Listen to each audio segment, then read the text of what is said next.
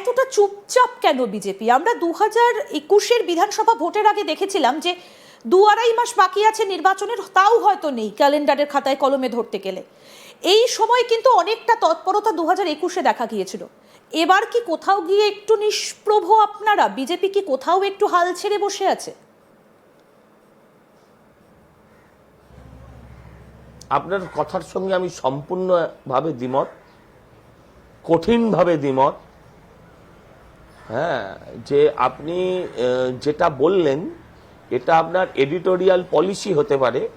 আপনিও মনে মনে জানেন যে আমি জুম্মাবারে দুপুরবেলা আমি যেটা বলছি সেটা সঠিক কথা নয়। বিজেপি কোথায় বসে আছে বলে আপনার মনে হলো? আপনি আমায় বোঝান। আমরা 2021-এ দেখেছিলাম এই সময় অনেকগুলো সভা, 3 দিন আগে এসেছিলেন, অনেকগুলো সভা হয়েছিল, এই সময়ের মধ্যে শুরু হয়ে গেছিল। এর মধ্যে প্রধানমন্ত্রী কতগুলো সভা করে ফেলেছেন, এর মধ্যে অমিত শাহজি কতগুলো সভা করে ফেলেছেন, সম্ভবত আবার আসছেন, কতগুলো সভা ইতিমধ্যে হয়ে গিয়েছে আপনি আমায় বলুন। এই আমরা কতগুলো সভা করেছি? আমি নিজে গতকাল 3টে কর্মী সভা করেছি, পুরো রাজ্য জুড়ে কাল কর্মী সভা চলেছে, পুরো রাজ্য জুড়ে। এই দেখুন ব্যাপার, this is all wrong narrative. এতে আপনার চ্যানেলের সাময়িক লাভ হতে পারে না, এটা চ্যানেল বা এটা এডিটোরিয়াল পলিসি এরকমটা নয়। আমি যে প্রশ্নটা করছি দাদা, এটা বাংলার মানুষের কথা জাস্ট আমি আপনার সামনে তুলে ধরলাম। এবার আপনারা বাংলার মানুষের কাছে বার্তাটা তো আপনারা দেবেন, প্রশ্নটা তাদের। আমি সেই কারণেই প্রশ্নটা রেখেছি। বাংলার আপনি না, আপনার কথা ছিল আমরা চুপচাপ। আমরা কোথায় চুপচাপ? আমি জাস্ট জানতে চাই, আমাকে আমার চুপচাপটা থেকে আমার চিৎকার করে আমি কি করব? বাসে আগুন ধরাবো? বাংলা বন্ধ রাখবো? আমি আপনাকে প্রশ্ন করছি। আমি আপনাকে একটা কথা বলি। আপনি বললেন সভা শুরু হয়ে গিয়েছিল। আমরা গত এই যেহেতু 31 তারিখ থেকে পরীক্ষা জন্য মাইক বন্ধ হয়ে গিয়েছে, তার আগে আমরা পরিবর্তন সভা আমি নিজে অন্তত 100টা করে ফেলেছি। আচ্ছা, আমি নিজে গত 1-1.5 মাসে 100খানা সভা করে ফেলেছি। আমার বড় বড় নেতাদের কথা তো বাদই দিলাম। আপনাদেরকে আমি বলি যে this all narratives are totally wrong. আজকে 31 তারিখের পর থেকে মাধ্যমিক পরীক্ষার জন্য মাইক বন্ধ, 2 তারিখ থেকে মাধ্যমিক চলছে। যদিও শিক্ষামন্ত্রী নিজে মাইক বাজিয়ে তার এলাকায় অনুষ্ঠান করছেন। আমরা ল বাইডিং, আমরা আইন মেনে চলবো, আমরা এটা করব না।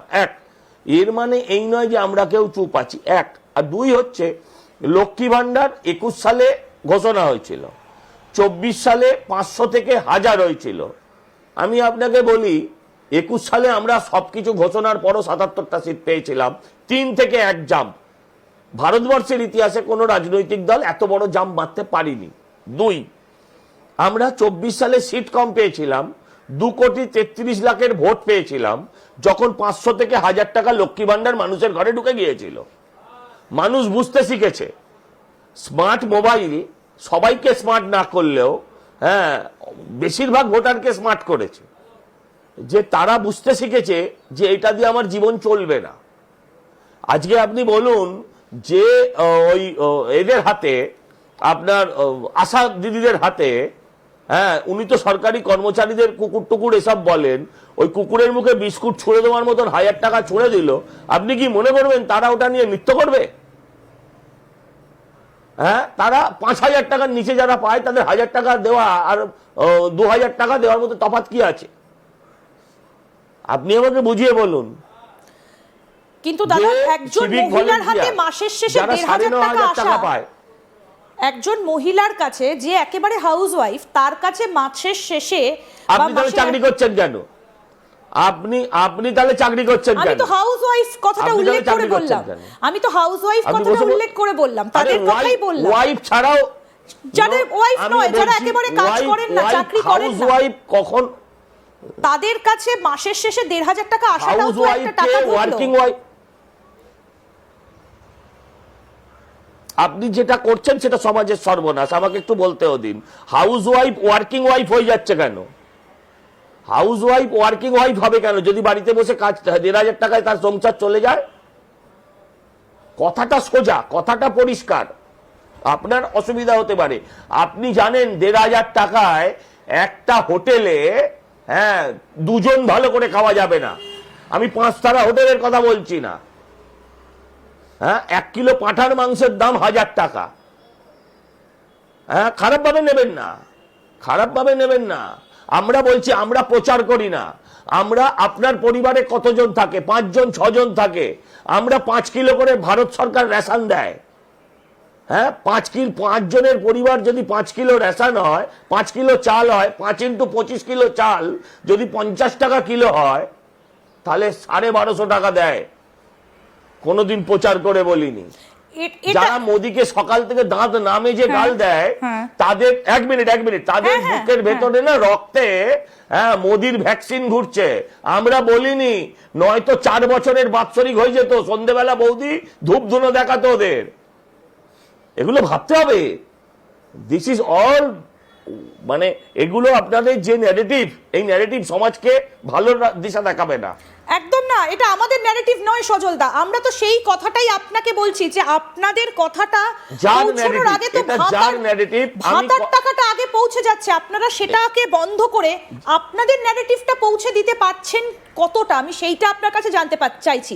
এই যে আয়ুষ্মান প্রকল্প, যেটা কেন্দ্রীয় সরকারের, গোটা ভারতবর্ষের মানুষ যেটা পায়, এই যে আয়ুষ্মান প্রকল্পটা, কিন্তু এ রাজ্যে সেটা ঢুকতে দিচ্ছে না। স্বাস্থ্যসাথী বলে একটা আলাদা প্রকল্প আছে।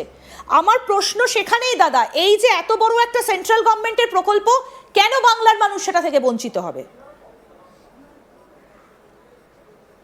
এটা বাংলার মানুষকে প্রশ্ন করুন, এটা বাংলার মানুষ প্রশ্ন করুক। এই যে ভাতাটাই তো সর্বগ্রাসী হয়েছে না।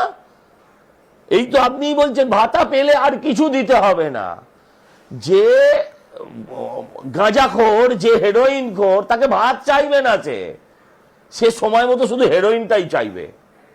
এটাই হয়েছে আমার বাংলার অবস্থা। আমি ছোট করতে চাই না, বাংলার মানুষের এত দুর্দশা। শুনুন, সায়নী দেবী কদিন আগে বলেছেন যে দাদা এসে বৌদিকে বলছেন, ওগো শোনো, তোমার তো লক্ষ্মী ভান্ডার ঢুকেছে, ওখান থেকে 100টা টাকা দাও, আমি গাড়ির তেল ভরবো। এটা সচ্ছল পরিবারের লক্ষণ নয়। ও মূর্খরা সেটা বোঝে না। আমি বলি, তুই লক্ষ্মী ভান্ডার নে, আর তুই যেটা পাস সেটা বাংলার জনগণকে দে, আমরা সবাই ভোট দেব। তুই যেটা পাস সেটা যদি বাংলার জনগণ পায়, আমিও ভোট দেব তৃণমূলকে। আমি পাবো লক্ষ্মী ভান্ডার 1,500 টাকা, আর আমি পাবো 1,500 টাকার বেকার ভাতা, আর আমি দেব ভোট। আর আমার ভোট নিয়ে সায়নী তুমি কোটি কোটি টাকার ফ্ল্যাট কিনবে। আর ওই যে আরেকজন আছে, সবাই আমাদের সিক্রেট বেচে দেয়, কি নাম বলুন, মহুয়া মৈত্র, তিনি 2 লাখ টাকার চশমা, 50,000-এর জুতো, 3 লাখ টাকার ব্যাগ নিয়ে ঘুরবেন। ওই মহুয়া মৈত্র যেটা পায় সেটা আমাকে দিয়ে দিন, আমরা সবাই দেব। আর নয়তো আমরা যেটা পাই মহুয়া মৈত্র সেটা করে দিন, যে এর বেশি মহুয়া মৈত্র পাবে না। ভোট দেবো, দেখি না কে কাকে দেয়।